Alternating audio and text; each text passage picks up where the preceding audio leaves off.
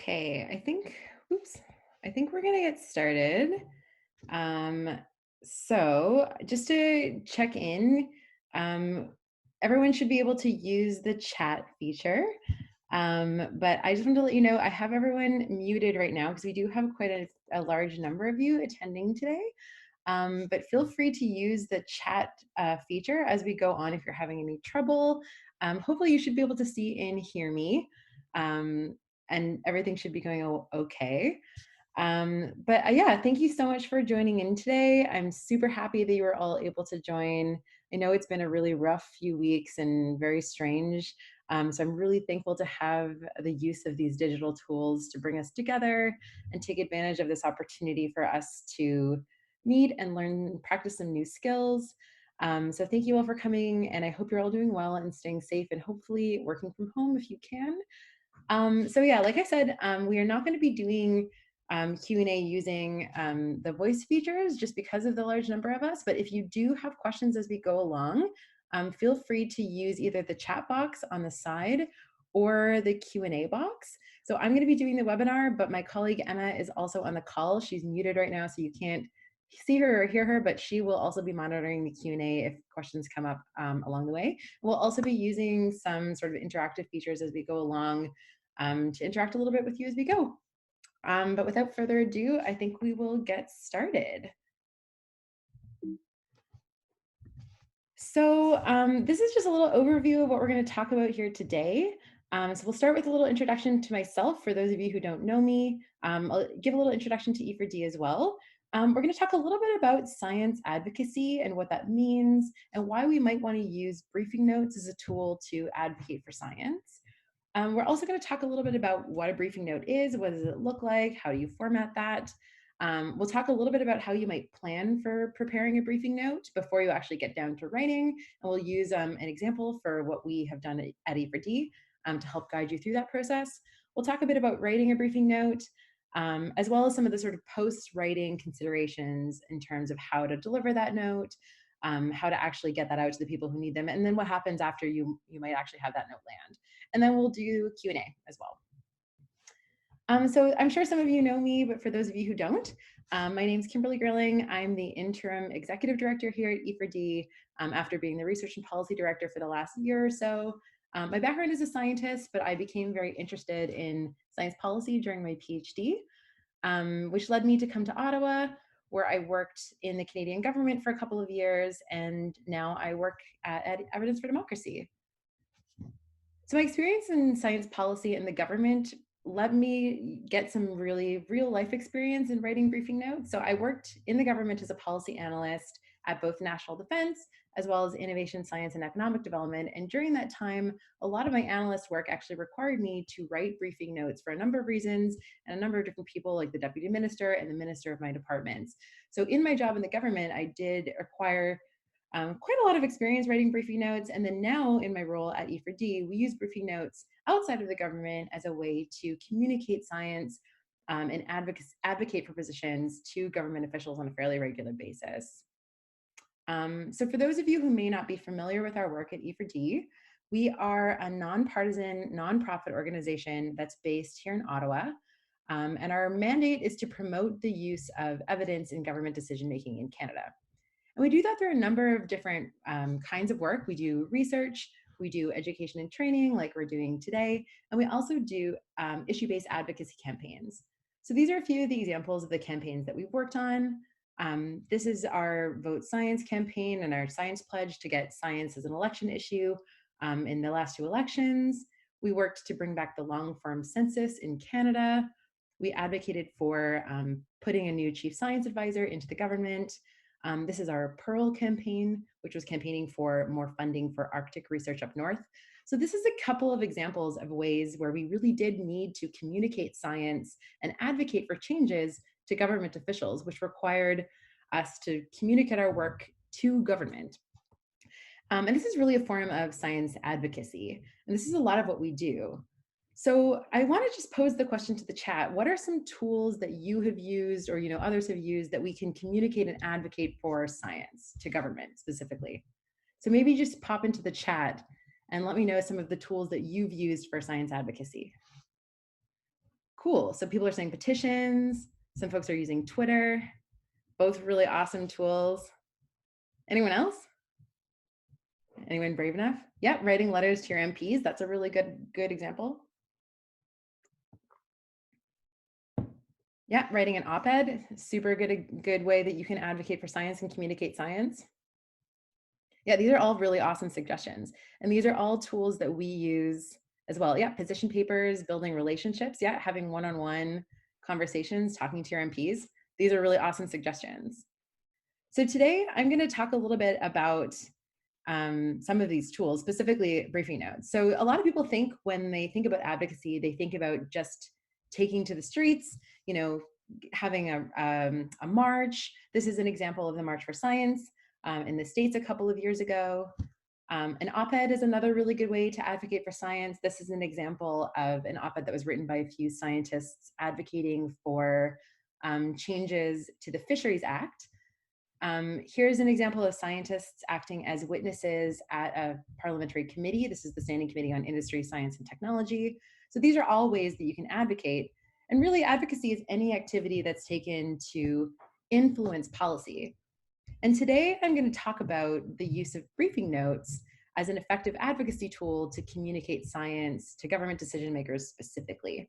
And all of these examples that you guys have been giving me, infographics, knowledge summits, amazing tools. And I think that briefing notes can also be a really great advocacy tool. So why might you want to use a briefing note as a way to advocate to government specifically? Well, briefing notes, for those of you who might not be super familiar, are a really commonly used tool in the government to quickly and concisely convey information. And in a government setting, they might be used for a huge number of different reasons. So they might be used to provide a decision maker with information. They can be used to sort of help inform decisions, provide options. They can recommend a course of action. They can also be used to do things like request and approval.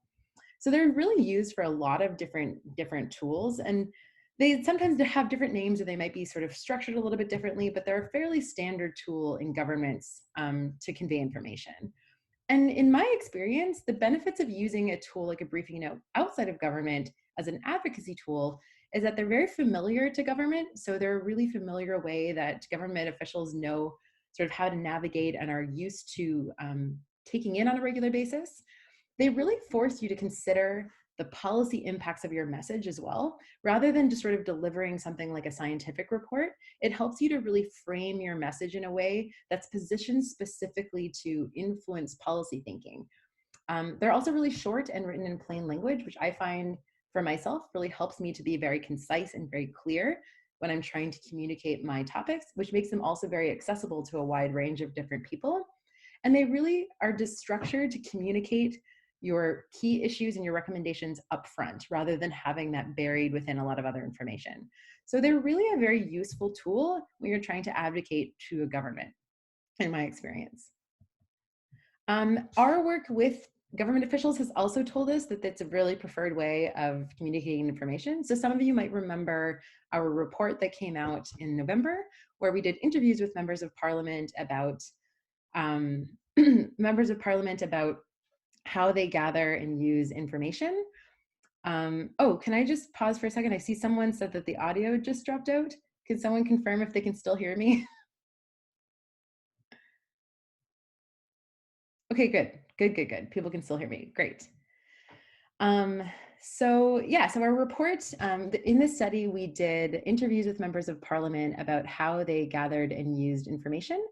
And what we found was that MPs really wanted information that was both credible, was very relevant, and was in an accessible format. And in that study, we found that briefing notes were a recommended form of information management that MPs really liked because it did all of these things for MPs. So we've actually heard from decision makers that they really like to get information in this kind of format as well. So quick poll, I'm going to use the polling tool, which hopefully this works. Have you ever written a briefing note before in your own work? So I'm going to launch this poll and hopefully we can see it. There's no maybe option. This is a yes or no. Cool. So I'll let you answer the poll for a few seconds. Okay. So I'm going to end the poll. So it looks like about 50-50. It's pretty close. More of you have said no, but roughly half of you.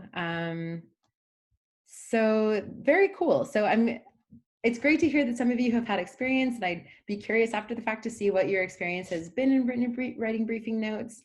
But many of you have not, and that's totally okay. So today, hopefully, I'm gonna walk you through my tips and tricks for writing a briefing note, and I welcome feedback after the webinar as well.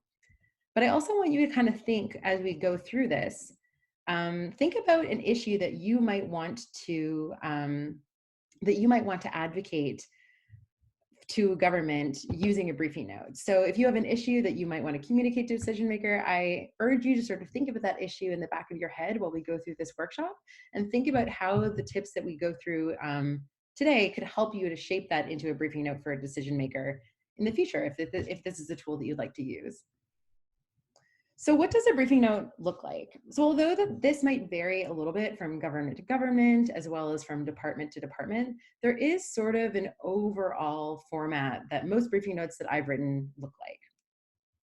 So I'm going to go through each of these sections in a little bit more detail as we go on, but this is kind of a standard format for what a briefing note might look like.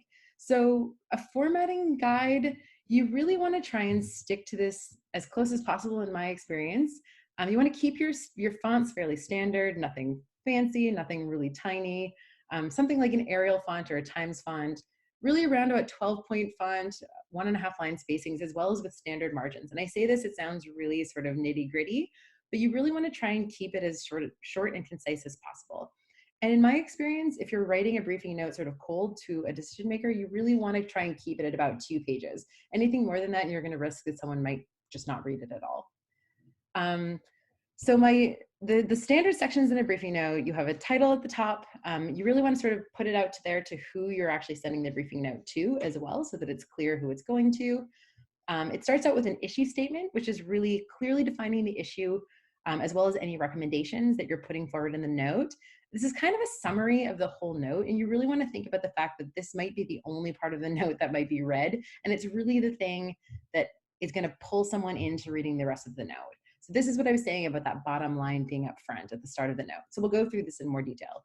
Then you have a background section that provides background information, your considerations, which is really your analysis of the situation, the options, the benefits, and the challenges. You make a recommendation. If you're making a recommendation in your note, that very clearly outlines your course of action, as well as the steps required to achieve that, as well as a conclusion and your next steps. So this might include, we have a follow-up meeting to talk about this on this date. This document is coming out that will support this decision, anything like that. So like I said, I just went through this really quickly. We'll go through this in more detail as we go through. You can also attach any sort of supporting documents to a briefing note. So you do want to try and keep this as simple as possible, and really only put in the information that's required within the note. But let's say, for example, that you're using a note to alert a decision maker about a longer report. You can also attach them to the note. You also just want to sort of put into the note that there is an attachment, how many there are, and what those are. Also, this sounds sort of silly to say, but make sure that you put your name as well as your contact information and a date on your briefing note as well, so that if it sort of falls off the tracks and gets picked up later, someone can track it back to you. I also often get questions about putting references in a briefing note. In the government, it's often not required, but I find that when I'm writing a scientific briefing note where I might want my decision maker to know that this is well sourced, I like putting references in as well, because it also gives them the opportunity to sort of track back the information to where it originally came from. So it's kind of an optional section, but it's something that I like to include personally.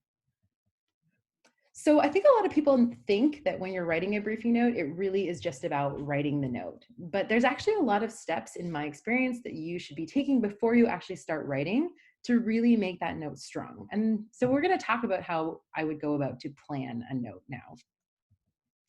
So here's the steps that I like to take when I'm writing a note. So I'm going to walk through each of these steps one by one, but I like to articulate my problem as well as the recommendations that I'm trying to make and really narrow those down. I want to identify my target decision maker. So who am I writing this note to and why? And then I'm going to identify who are the allies, who the opponents are, who the stakeholders are, and really define the context in which I'm writing the note so that I can make really good considerations. So that first step I think is probably the most important step in my opinion, but you really want to come in with a very clear problem as well as a very realistic solution. So, so what is the problem that you're trying to raise? And not only what is that problem, but what realistic solutions do you pitch to that government official to actually address that problem? In my experience and in E4D's experience, the stronger your scientific case, the better. So the more evidence that you have to back that up, the better it is. And it's really not enough just to show that there's a problem. You really need to have specific recommendations, especially when you're bringing something to the table that might be brand new to a government official. It really helps to have very clear, and not just clear, but attainable recommendations. So I'm going to walk you through an example that some of you may be familiar with, but I feel like it's really helpful to sort of show you how we think about this from E4D to help you kind of look at what this might look like if you're doing it for the first time. So this is the Polar Environmental Atmospheric Research Laboratory, or PEARL, which is a research laboratory up in the high Arctic that used to be funded by a funding program called CCAR in the government that was a climate science specific funding program. And in 2017, inexplicably, the government cut funding to CCAR, which meant that PEARL lost its funding. And so this research station did really important climate science research, atmospheric sort of carbon monitoring research that was a really important aspect to Canada's response to climate change. And so this was a really interesting kind of perplexing situation because although the government really showed their support for addressing climate change, it also cut funding to climate science. So this was a problem that we wanted to address to the government. So we decided to start a campaign called the Save PEARL campaign that was trying to restore funding to PEARL to make sure that it didn't close. So what we wanted to do is among other things, we wanted to write a briefing note to the government to show that this was something they needed to think about. So we kind of thought about what that problem was and what our recommendations were. And this is what we came up with in terms of addressing the problem and the solution. So the problem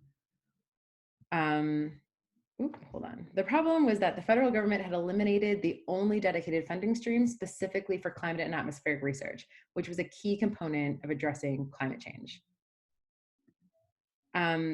This wasn't renewed, which was surprising, and it had previously funded academic climate science from 2013 to 2018. And then this also meant that 7 critical research networks were potentially going to close down. So this was a very clear problem that needed a solution. And so we took a look at the government mandates and we came up with 2 recommendations. The first being to invest $1.5 million per year to make sure that PEARL wouldn't be closed. And we proposed that this would be overseen by Environment and Climate Change Canada. And then we also proposed that the government should put in a more long-term solution to have a fund for a long-term vision as well as stability for climate science in Canada. So this was a very clear problem that had a very clear solution. So my tips for when you're sort of doing this on your own is it really helps to take a look at the government mandate to actually frame your problem and the solutions that you're making in the context of the government. So you really don't want to make a solution or a recommendation that's going to be totally outside of the box of what the government cares about or is likely to do. Because if you're proposing something that's really unrealistic, it's just not going to land. And this can be really challenging if you're not super familiar with government. So I find that it's helpful to ask for some support from those who might have more knowledge of government or the policy cycle to sort of help you to navigate this. So you might be an expert on the science side of things, but having some sort of allies to help you with this can help you make really realistic solutions. You also want to make sure, especially when you're communicating a scientific problem, that you use very clear language without any scientific jargon. So you really want to try and avoid any like over the top scientific background. You can put that into the annexes if you want, but you really want to try and keep your problem very clear. So now we have a really clear problem, we have a good solution proposed. So my next step is that you want to identify who you're sending that briefing note to. So this can be a really like challenging thing to do if this is new to you. So you want to kind of think about who might actually have the power to implement your solution. So for example, you don't want to be pitching a briefing note to somebody in the federal government if the problem is actually something that's overseen by the municipal government, for example. So you really want to consider the level of government. You know, once you've decided on that level of government, which department might be likely to help you implement those challenges? Is this a political situation or something that's more likely to be achieved by the public service? So these are all questions you might want to ask yourself. And there's a lot of tools to kind of find the person in terms of their contact information. And I just want to point out that GEDS, or the Government Electronic Directory Service, can help you to find public servants. That's in the federal service. There's also sort of search capacities within the provincial sector or other governments as well to help you find individuals. So going back to my example again, this can sometimes take a little bit of work. And sometimes it takes reaching out to a couple of different decision makers to find the right one. So with our Pearl example, we actually started by thinking, well, the CCAR program was overseen by the Minister of Science. So that was Kirsty Duncan at the time. So we reached out to her office first, but then they said, no, actually, this is much more of an environment minister thing. So we went to Catherine McKenna's office at the time. And McKenna's office said, this is really important, but no, we think that this is actually overseen by the Minister of Science.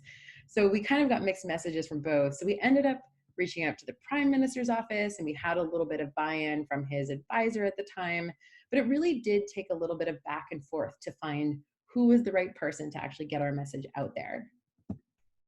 So my tips when you're doing this is that it can be worth sort of reaching out to more than one potential decision maker, and it really might take a couple of tries to know where you should be reaching out. I also would say that you want to make sure that once you've decided on a decision maker, you really frame your note specifically in the context of that decision maker based on what they care about and what they're working on. It's a little bit more work, but it can actually be very helpful to sort of get that initial pitch. And it really might mean that you just kind of make slightly different iterations of your note when you're testing the waters with different decision makers. Another, I guess it's sort of linked to that step, but another step that you want to sort of do before you start writing is to do what we call it E4D power mapping, which helps you to really define the players as well as the context and what you're writing the note. So this will help you to define, what does your target actually care about? Who are they listening to? Who has been influential to them in the past? Who are your allies in the situation? Who is totally going to be opposed? This can also help you figure out, who might be more likely to be movable and who is really not worth reaching out to, as well as all of the stakeholders who need to be included and how they might be impacted by the recommendations that you're making in the notes. And in my experience, this can be really important for helping you to really build a strong case, especially in that consideration section where you're trying to rationalize why that decision maker should care about what you're working on. So this is a tool that we use at E4D, which is adapted from the Change Agency. And this is a power map that I find helps me to really map out the stakeholders who are at play in any given problem. And it really helps you to map in terms of influence and power, as well as who's really opposed and who's really against. So this is what our power map looked like for our CCAR Pearl problem. So you can see up in the top right corner, these were the folks who were really on board. So the two ministers, even though they were sort of flipping back and forth between who had the influence to make the decision, they were both in support. Lloyd Longfeld was an MP who was really strongly supportive of this, and both also in a fairly powerful position. Jerry Butts was the advisor to the Prime Minister, who really sort of signed on to this as something he found personally important. And then on the other side, we were working within the public service at the time, and we found that even though the team at ISED was really, had the influence to maybe make these decisions, our conversations with them didn't really show that it was going to lead to any particular change. So even if this might not be a tool that you use to, to decide exactly who you're going to send your note to, it can also help you to figure out who all the players are. So for example, all of these folks on the bottom right, these are people outside of the government, but they're people who are like very invested in this situation. It can also help you figure out who might be impacted by the recommendations that you're making. So my tips on doing this kind of exercise, before you write the note, it can really be helpful to ask around in your community and pitch the problem to various members that you think might be members of the community who you think might be impacted. This will help you to get a sense of who the stakeholders are, how they feel, how they might be impacted, and any work that they might have done to sort of either support or oppose the work that you're doing. And this is really helpful when drafting a consideration section of your note, as well as really defining the broader context in which you're writing that note. So it's really kind of the same as doing any sort of background research in in any field, but it helps you to really build a very strong case. So I'm going to pitch to the chat now. So we've sort of thought about the background planning, but why might you choose to write a briefing note rather than another form of advocacy tool like an op-ed? So you can pop that into the chat, any thoughts you might have.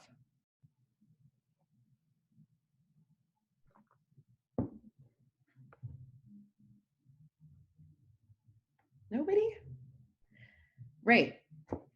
Yep. So targeted to a specific person, it's personal, it's a more direct message. You can clearly outline the problem and options. Sometimes it's urgency. Yeah. Yeah. So lots of things about, this is to the attention of a particular person. Yeah. You can connect more effectively. It can allow you to be more detailed and analytical. Yeah, being more sympathetic if you don't call them out publicly. These are all really, really good suggestions.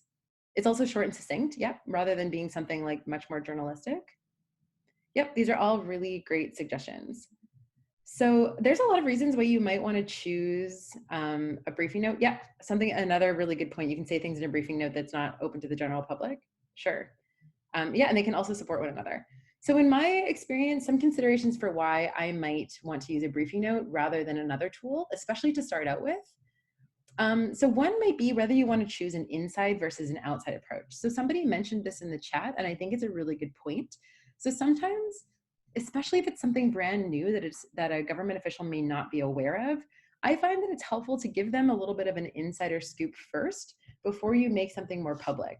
So it gives them a chance to sort of consider your options and the issue that you're posing before you make it public, because it might just be something that they haven't thought about.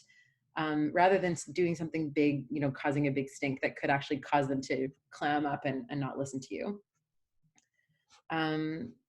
You also kind of want to think about what else has been done. If this is the first time that you're putting out information, it can be a really good way to sort of succinctly and very clearly put something into the government's sort of frame of reference. It can also be a good way to be very targeted, like a few of you said. I find that sometimes, even if you've gotten sort of a cool approach from one particular group, putting a briefing note out to a couple of different players can help you to get a good idea of how individuals in the government might be feeling about a particular issue before you do something more public as well. And I find it also helps me to take something very complex and really boil it down into something that's very clear and very straightforward, as well as really thinking about the government recommendations that I want to make. So I find that, a media narrative of something like an op-ed tends to be a little bit different than making very clear policy recommendations. And I feel like a briefing note is a very good way to think about what are exactly the policy impacts that you want to see.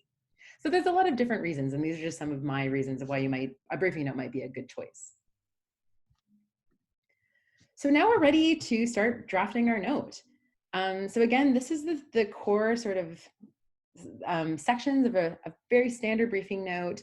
Again, like I said, it might not be exactly the sections that you're familiar with if you've drafted notes before.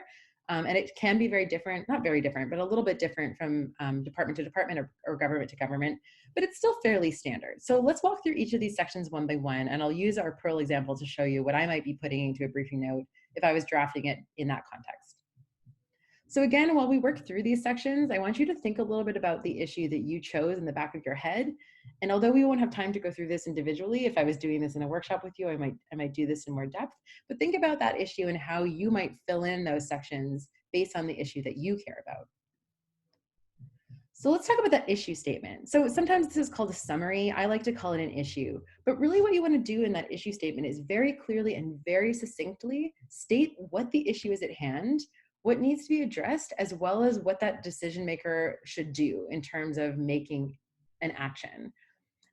This is really important. And I think that having a very clear issue statement is fundamentally important, because especially if it's not a briefing note that they've been mandated to read, this might be the only part of a note that a government official actually reads. So clarity is super key.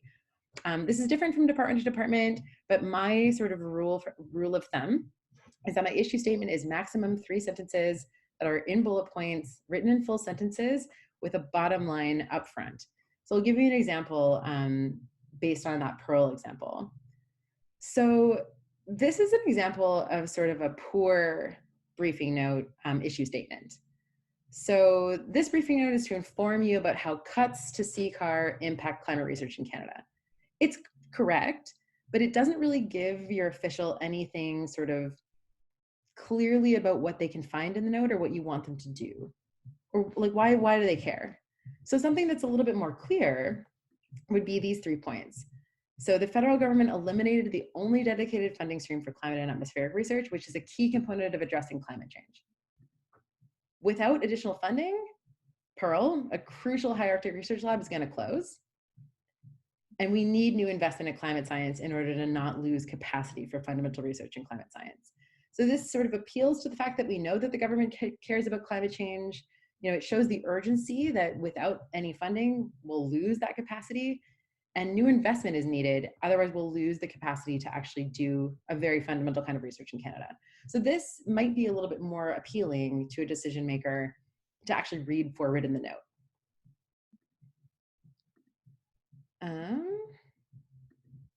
Oh, there we go. So now we have a clear issue statement. We're hoping that our government official is going to read on from here. So now you have the background section. So I feel like most of us are sort of coming from a sort of science-y field. This feels a little bit more familiar sometimes, but this is really trying to provide your decision maker with facts that they need to really understand the issue that you've posed. So what is the problem? You know, what do they need to know? What does it involve? How has that decision maker and their department been involved in the past? What's the storyline? What are the events that led to this current situation? What previous decisions have been made that have influenced where we're at now? Who are the other players? What are they currently doing? So this is really just sort of setting the stage so that that decision maker knows exactly what's happening. So in our Pearl example, some of the things that I might put into a background section are, what is climate science? You know, what is atmospheric research? Why does it matter in the context of climate change? What was the CCAR program? How did it work? Who oversaw it? You know, who did it fund? When was it cut? What is Pearl? What does that research station do? Why does it matter? Like, why do we need it to happen? What have we done in the campaign so far? You know, did we have meetings with other decision makers? What did they say in those meetings? What is the sort of general consensus from the other folks in the government? These are all things that you might want to put into a background section so that that decision maker can understand exactly what's happening at the current time.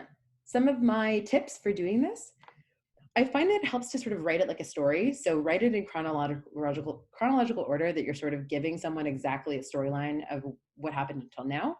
Use very simple, clear language. This sort of goes for the rest of the note, but use bullet points, but they're written in full sentences. Never put any more than 3 sentences per point. That's sort of my rule of thumb. And also really only include information that's essential to the analysis and your recommendations. If you have more detailed information, that's totally fine. You can also include it in an annex. Another thing too is that it sounds sort of silly to say, but sometimes you should also include information like, you previously voted on this particular topic in this way, or, you know, we previously met and you told me this. It sounds silly to sort of tell a decision maker what they have done, but sometimes it can get lost in the bigger picture of everything they've done, and it can be helpful to remind them, like, we've met before and we've talked about this. So now you have your background written, you've framed up the issue.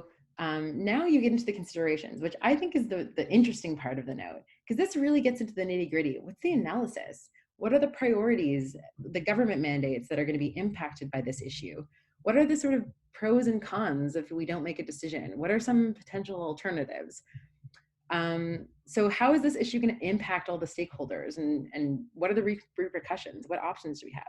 So this is really sort of going back to that power mapping exercise that we did. And this is really where you can like zone in and make your case. So in terms of the Pearl example, some of the considerations that I might put are things like, what happens if we lose this climate science capacity in Canada? What's going to be the long-term impact? How is that going to impact our long-term sort of efforts towards climate change? I might talk about the fact that, okay, well, we know that there are new funding programs, but we've talked to climate scientists and they say that they can't actually apply for them because there are barriers, and what those barriers are. You might sort of talk about, well, you know, there's been a lot of cool reception because, you know, there's a worry about whatever. So you might sort of talk about the sentiment of different stakeholders. Or you might say, you know, without without making a change, the staff at Pearl are going to be out of jobs. You can also use this as an opportunity to sort of highlight any risks of potential inaction. So for example, you might say, if you don't make this decision, it's possible that the public is going to be really upset, and that could impact something like, the election. You can also sort of make, this is where you might like use your rationale to sort of make your recommendations. So now you've outlined these considerations, and hopefully you've made a really strong case. And this is where your recommendation section can now clearly state your recommendation. So based on all these considerations, this is what we recommend that you do. I like to try and keep my recommendation section as short and succinct as possible, because this is really what you want to sort of be that checkpoint where the decision maker now has all the information they need to see why you're making this recommendation. You also want to clearly say exactly what the immediate steps are to implement those steps. So going back again to sort of the recommendations I outlined before, now I've outlined all these challenges. I want to see that dedicated to climate science funding, specifically to make sure that Pearl doesn't close, as well as long-term solutions for climate science research in Canada. And I also specifically have included here who I see overseeing that funding, because that can be really helpful, because otherwise, someone might look to it and say, well, where are we going to get that money from? So it's helpful to be as specific as possible. So once I've done that, you can sort of put a conclusion. This isn't always necessary, but I like to sort of have it in there to just sort of summarize the note. It also is helpful to just sort of say any next steps in terms of follow-up. So for example, you might say, there's a conference coming up where this is going to be presented. There's something that's being voted on in the House of Commons, that it's important that this happens before then. You can sort of summarize what the next steps are in terms of the recommendations.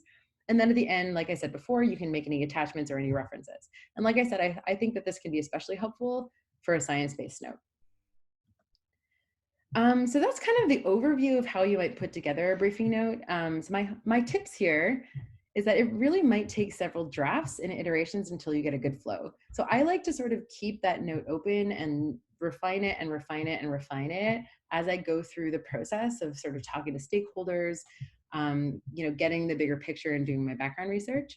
I find it also is really helpful to send a draft of that note to somebody else to read it, especially if someone has maybe more government relations experience, might be a different stakeholder in the broader picture.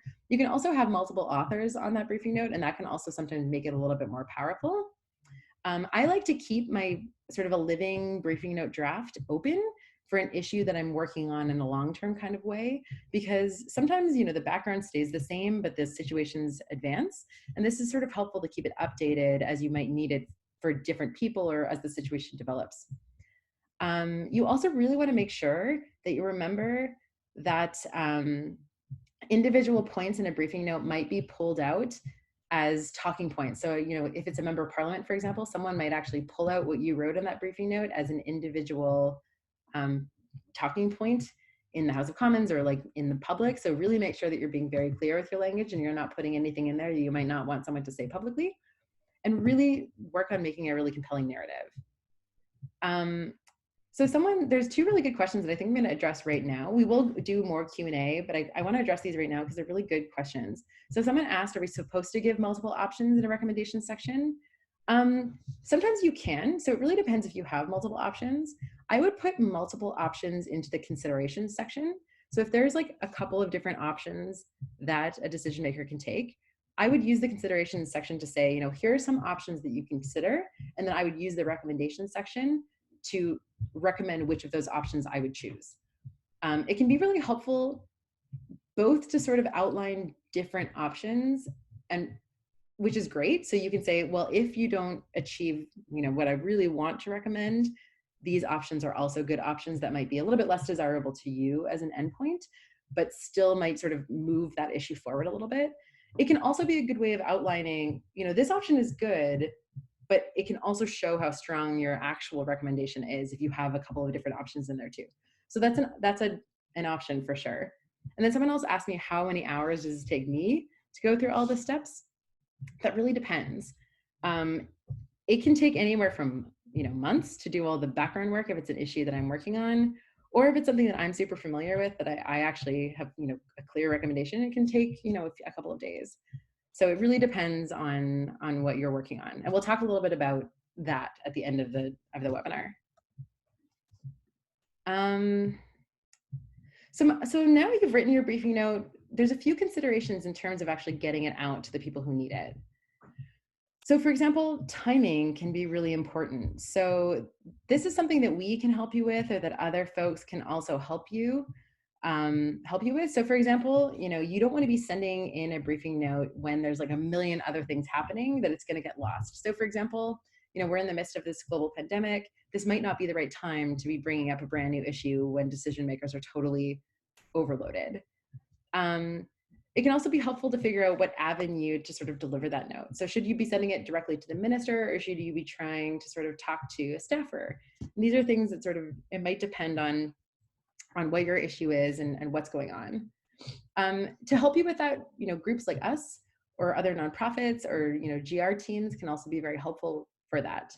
I find also it helps for me to have sort of a sister document with my briefing note where I like to sort of have a couple of key talking points, because you really never know when someone is going to pick up that note and call you up and ask questions. So I like to sort of have a document on the sidelines where I have a couple of key talking points that if someone were to call me and ask me questions about that note, I would be able to actually have those talking points prepared. And then follow-up. So what if you don't hear back? What if the response is negative? We'll talk about that in a second. I also saw a question in the chat. I did mention this earlier in terms of length of notes. I agree that a note should be no longer than 2 pages, which is what I mentioned before. Yeah, so I like to keep my notes at 2 pages as close as possible. Anything longer than 5 pages definitely won't be read. So tools for connecting with government. So now you actually have your note written. How do you actually find the people that you want to send it to? So E4D has some really great tools to help you with this. If you haven't checked out our training page, so this toolkit on the left is a toolkit that we have about connecting with your political representatives. So this can be a really good tool for you in terms of how to find someone like an MP, how to contact them, how to set up a meeting. Like I said before, GEDS, this directory service, can be awesome for finding federal public servants. You can also contact us if you want some guidance in terms of finding that right decision maker. It can also be helpful to sort of reach out to organizations who have expertise in the field that you're working with. So for example, if you're working on a particular issue relating to like drug policy, you might search up groups who are doing that kind of work, like the Canadian Drug Policy Coalition, for example, who have experience doing GR, government relations. I also, if you're sort of working from a university, I would recommend checking out the government relations team at your university, who might be helpful to help you shape your issue in the context of government as well. So what if your briefing note doesn't land? Don't be discouraged.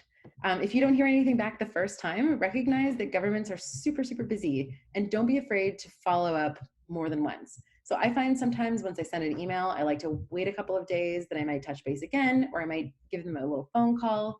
So try different people, try different avenues. Sometimes I find if I'm reaching out to an MP, for example, sending an email, I might catch their legislative assistant who says, "Oh, I'm so sorry, like we didn't see this, send it again," or give me a call, or send it to this particular email address. If it totally doesn't land, you can also try reshaping your narrative. So sometimes it just means the story wasn't the right story, and you might need to just sort of try again. Sometimes you find too, either that briefing note just doesn't land. You've tried a couple of different folks, a couple of different officials. It really didn't work out. Maybe you've actually gotten the reception that no, we're actually not interested in this. Then you might try a different approach. You might do an op-ed, you might try a scientist sign-on letter, something like an infographic, you might use social media. There's a lot of different tools that you can sort of reach out to after that. So overall, yeah, it's a ton of work, and sort of getting back to that question that I just got, sometimes this can actually take years to actually see the change that you're trying to make.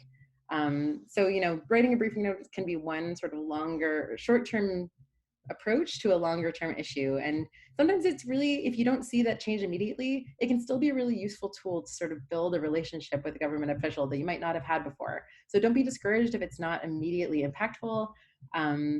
or if it just doesn't work out the first time, I find that it's still a really useful exercise. And even if you don't hear anything back, getting used to that process of thinking about your work in a policy context can be really good. And again, I would recommend, if this is really new to you, find an NGO or an academic to partner with who can help you to really build that case. So I think now we have about 15 minutes, and I would love to open up to questions. So we have both a Q&A that Emma will be moderating for me, or you can pop those questions into the chat, which I've been following along. So I'm just going to scan back through the chat now and see if I missed anything. So am I not right to assume that most folks have urgent timelines when it comes to writing briefing notes? Totally. In the government, for sure. Oftentimes you have a very urgent timeline in terms of writing a note. Mostly I'm sort of talking if you're coming in cold and you're trying to use this as a way to bring up a brand new issue to a decision maker, in which case you probably have more time to write a briefing note. But of course, I will stress that when I was working in the government, sometimes I was asked to formulate these notes within sometimes like a day, which can be kind of crazy for sure. Hang on, I'm just having an issue with this. There we go, okay. Is it worth, if you know that a government policy seems to be going in a different direction? Absolutely, that's a really good question, and that can be really challenging. So if you're trying to sort of push for something that you know that a decision maker is just not gonna jump on, I find it can still be useful to sort of have that conversation, even if you know that a recommendation is going to be made. Sometimes it's just bringing to light, stakeholders that are impacted that they might not think about, or posing it in a narrative that that government official might not be familiar with. So I would say that it's not necessarily a lost cause to do that. You can also potentially use different avenues. So if the government in power is not going to make that change, you can sometimes use that with like an opposition party as a way of being like, hey, this is something that you could use for debate. So there's a lot of different options. Let's see. Is there, so let's see. I'm looking through the chat now, and then I'm gonna go over to the Q&A as well. Yeah, is there a difference between the kind of personal narrative that you would use in an op-ed versus in a briefing note? What is appropriate? So, I mean, the language is definitely going to be very different. I would say that like a briefing note is going to be like, you still want a narrative, but it's really specifically for government recommendations.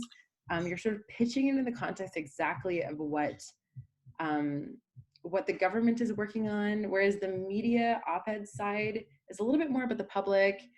That media narrative tends to be a little bit more like sexy and sort of publicly approachable, but they can be similar for sure. Emma, do you want to flip over the Q&A right now? If you have things Sure. you'd like from me? Yeah, there's a few here. So this is a good question. Can we give examples of other countries' policy decisions in the similar issue? 100%. That's a really, really great option. And that's something that you can put into the consideration section. And it can be a really powerful tool to be like, look, we've seen this really effective in other governments, especially other governments that are similar to ours. So for example, I wrote not a briefing note, but I wrote a paper not long ago about departmental science advice and used the UK as a way of modeling what it would look like in Canada. It's a really good suggestion. Absolutely, yes. Okay. I think I'll go We back do and have two more questions Great, in go here. ahead, Emma. Oh, sorry. We have two more questions in the Q&A if you want me to ask those ones Yeah, now. sure, then I'll go back to the chat. So is it better to subdivide your goal to make it more achievable? Sure. Yeah, I think actually that's a really good suggestion. It can also make it very clear the steps that are needed to achieve. So regardless of whether or not you do that, I like to actually go through in my recommendation, like in order to achieve that, you need to do this, this, and this. So yeah, you definitely don't need like a singular goal. It can be very helpful to break it down. Okay. And then from your experience, what is the initial reaction of public service workers to unsolicited briefing notes? It can really vary. It depends on who you're working with. It can depend on the issue at hand, which is what I was saying before about timing. So if you wait to deliver a briefing note, in the context of a big government decision being made on a particular topic, or where there's a lot of public, you know, outcry about a particular issue or like visibility of a particular issue, sometimes it can land really, really well. Other times it's just not the right time. Sometimes it also really depends on relationships, which is what I was saying too about sometimes it's taking a long time. So I found that sometimes my unsolicited briefing notes have landed really well when it's a decision maker who I've already built a relationship with, or a team that I've already built a relationship, or if I go through an avenue of someone I have a relationship with. So it can really vary, and like you never know, like it could actually be something that really lands. Yeah. Yeah, so I'm gonna go back to the chat for now. Oh, this is a really basic question, but yes, I am gonna make my slides available after the presentation. We're gonna pop them over for those of you who might not have seen them in the chat. So yeah, so someone made a recommendation, which I'm just going to flag because it's a good one. So to use keywords, like letters from the keywords from the minister's letter or speech from the throne, super good suggestion. So this is what I was saying earlier about going through the government mandates. If you make your recommendations or sort of put into the background, you know, how your issue falls into the current expectations that that government needs to achieve. So for example, the things that are in that minister's mandate letter, much more likely for that briefing note to be picked up. Is there any point to sending a note to a backbencher, or does it need to be a government minister? That's a really good question, and I totally think that there can be a point of sending a note to a backbencher. Sometimes if you know that a particular MP is super passionate about an issue, it can be a really awesome place for you to pitch a briefing note. So even if they're not an MP that's like, you know, a cabinet minister, it can be a really good opportunity for you to say like, hey, I know that you're really passionate about this. You put a private members bill out there, or you're like, I've heard you speak publicly about this. It can still be really powerful. And even if it might not lend itself to like an immediate change, it might be something that they bring up at the House. It might be something that they, you know, bring up with their colleagues. Totally, totally worth doing in my experience. So I'm just wary of time. So I'm just gonna scroll through some of these questions.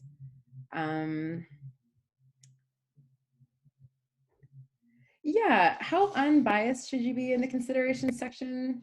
I mean, I like to try and be as objective as possible. I think that, you know, I'm maybe not surprising, very much into evidence-based decisions, and I like to try and be really objective. And like, yeah, I think that the stronger your case scientifically, rather than like, you know, relying on some sort of like emotional pull, I think it can be really effective. How do you change your message when addressing a critic, not a minister? Like I said, I think it really depends on how you're framing it. So it can be a really good tool for you to say, look, you know, so with the Pearl example, for example, in the context of the lead up to the last election, there was bridge funding that was provided for Pearl that was running out. And so although of course we brought it to the government in power and said, just so you know, like this is going to run out, but you can also pitch it to someone like a critic and saying like, you know, the scientific community is really going to be disappointed if you don't see the funding for this reinstated. And it can be a good tool to sort of alert the critic to places where they can bring it up to the government in power as a place to have debate as well. So there's a lot of different sort of tools that you can use and how you're framing it. Let's just see. Oh, so many questions. This is great. Have you had an instance where a target decision maker turned out to be an opposer? How do you manage the allies and opponents dynamics? That's a good question.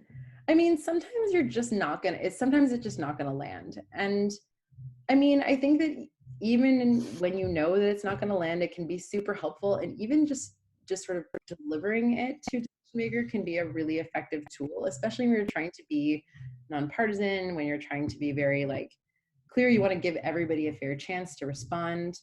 And it can also be a really effective way for you to get a very clear answer from someone that you know is in opposition. So if you say, you know, I want to know how you feel about this, and they say no, then you have yourself a better idea of how they feel.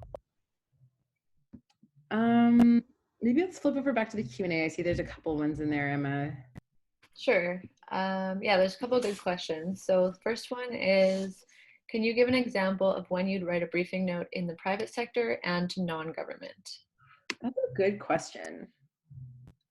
See, I don't have a lot of experience writing a briefing note in the private sector, so I don't really have a good answer for that. Yeah, I don't really know actually. I mean, I'm really mostly only familiar with writing briefing notes for government. I do feel like, you know, it's a really effective tool regardless of whether you're writing it to government or not. Um, but but I don't really have a lot of experience with that, sorry.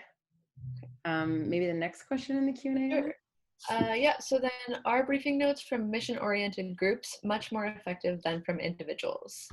So that's a good question. And somebody asked me this the last time I ran the briefing note. And so if you're an individual who's writing a note, that's not to say that it's not going to be effective. It totally can be. If you come in with a really, you know, scientific case, it's a really strong case, or really just a really good narrative. Sometimes it can land really well.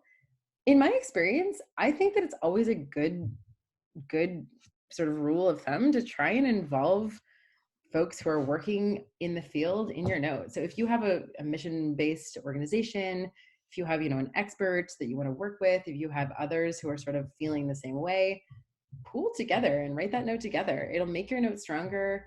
It'll help you build a really strong narrative. And it can also sort of add some weight to the note if it's coming from, you know, a powerful organization. So that's not to say that you can't write an amazing note on your own, but I would say that if you can, build a strong case and you know, work with other groups who also are working on this field. So there's actually another question that's kind of along the same lines, and there's one in the chat that's similar too. Sure. Does the consideration of the briefing note depend on the proximate authority writing the briefing note? So Right. An expert on the field of the problem. Yeah, that's a really good question. And again, like, I mean, I don't want to say that it's not important, because I totally think that it is important. And if you are not an expert and you're trying to convince a decision maker to do something that's sort of based on scientific expertise, I do think that having an expert sort of to help you with that note can be really effective. And yeah, like, I mean, I do think that it can add some weight to the work that you're doing if you have that expertise behind it. Not only will it help you build a stronger case, but it'll also just show that government official who might not be as familiar that, you know, the experts are in support of what you're recommending. So I do think that it can be a really useful tool. I think I'm going to end the Q&A here just because we are sort of running out of time. If your question didn't get answered, feel free to shoot me an email after this. I'm going to just flip to the last slide here because for those of you who might not have my email address, feel free to send me an email if you have further questions or if you have any feedback. We are also going to send out a recording of this webinar today to everyone who attended. And then shortly, we will also put it up on our YouTube channel for those of you who want to, you know, share it around or go back and revisit. We also will be sending you a copy of those slides as well in the email to follow up, as well as a feedback form for the webinar. So if you like today's webinar, I also wanted to let you know that we will be doing more of these online webinars, especially now that most of us are working from home for the foreseeable future. So stay tuned. We will be sending out the next webinar fairly soon. And also, if you want to support us, feel free. We have a donation page on our website. And you can find it there if you like the content that we're putting out. Feel free to support us that way. Otherwise, thank you so much for coming. And I'm really happy. I hope you all learned something today. And I look forward to seeing you all again soon. Enjoy the rest of your day, everyone. Thank you so much.